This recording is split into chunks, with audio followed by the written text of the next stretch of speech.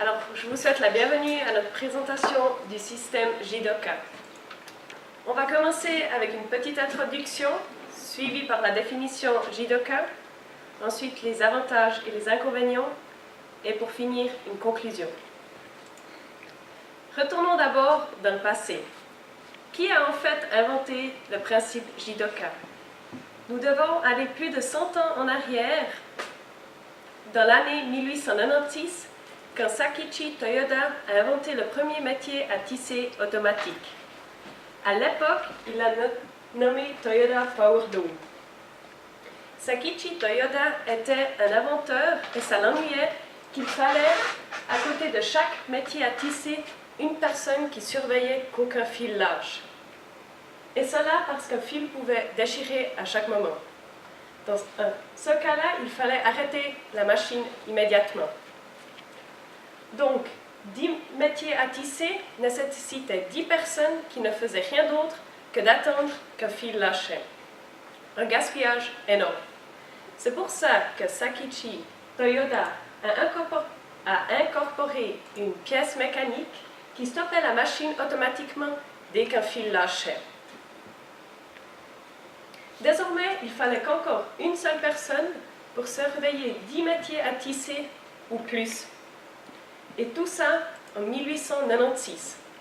À cette époque, il n'y avait pas encore d'ordinateur ni de puce. Donc, une performance fantastique de M. Toyoda. Mais qui est-ce, M. Toyoda? Toyoda ressemble assez comme Toyota. Et en effet, M. Toyoda est l'ancêtre et fondateur du Toyota Production System. Maintenant, la définition du Jidoka. Jidoka est un des deux piliers du système Toyota pour l'élimination totale du gaspillage. L'autre pilier est la production juste à temps. Le but de Jidoka est que tous les problèmes dans la production sont traités au moment qu'ils apparaissent.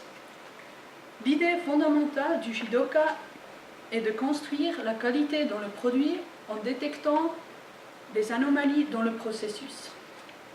Une machine qui travaille selon le principe de Jidoka s'arrête au moment qu'un problème apparaisse et donne un signal. Cela est possible grâce à des détecteurs. De nos jours, ce sont souvent des capteurs. Il est donc possible d'arrêter toute la chaîne de production quand il y a un problème quelque part et de résoudre le problème avant de produire du gaspillage. Il existe 4 étapes dans le principe de Jidoka. Le premier est qu'une anomalie apparaisse. Le deuxième, les machines stoppent. Le troisième, on résout le problème. Le quatrième, on doit trouver la cause du problème et puis prendre des mesures préventives pour que le problème ne puisse plus jamais se reproduire. Les anomalies qui apparaissent doivent être regardées comme une source d'amélioration potentielle. Dans la 4e étape du système Jidoka, des mesures préventives sont prises pour que le problème ne puisse plus jamais apparaître, avec le but qu'un jour, il ne faudra plus jamais arrêter les machines parce qu'on aura éliminé tous les problèmes existants.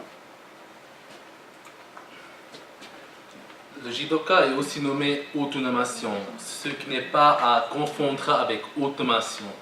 La différence principale est qu'une machine automatisée continue à fabriquer des pièces même si des défauts apparaissent. Par contre, une machine automatisée est conçue pour s'arrêter automatiquement et émettre un signal lorsque des anomalies apparaissent.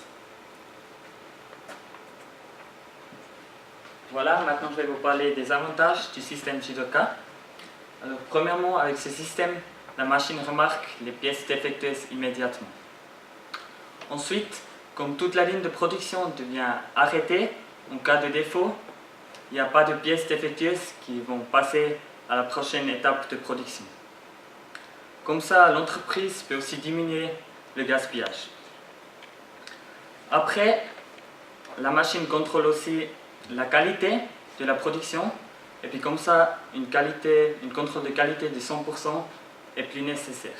Comme ça, l'entreprise peut aussi diminuer les coûts du personnel, et puis les travailleurs peuvent s'occuper d'une autre tâche ou peuvent être utilisés ailleurs. Bien sûr, l'entreprise économise aussi les coûts de production, ça surtout à long terme. Et puis, comme dernier point positif, c'est sûrement l'efficacité de la production qui vient optimiser avec le système Jidoka. Voilà, bien sûr, il y a aussi quelques points négatifs du système Jidoka. Alors d'abord, les coûts d'investissement qui sont vraiment hauts. La mise en place du système Jidoka coûte assez cher. Puis ensuite, avec le système Jidoka, l'entreprise a moins de flexibilité. Si par exemple, elle veut changer le produit ou modifier le produit, elle doit aussi changer le processus de la machine. Et puis ce changement est assez complexe et difficile et coûte aussi très cher. Et puis comme dernier point, on a aussi l'arrêt de toute la ligne de production qui n'est pas forcément très bien pour l'efficacité de la production. Voilà, c'était les points négatifs. Comme vous voyez, le système Jidoka a nettement plus d'avantages que de désavantages. Le fait qu'une anomalie est traitée à la source de manière qu'elle ne puisse plus apparaître une deuxième fois, Jidoka est un système durable qui vise la perfection. Merci pour votre attention.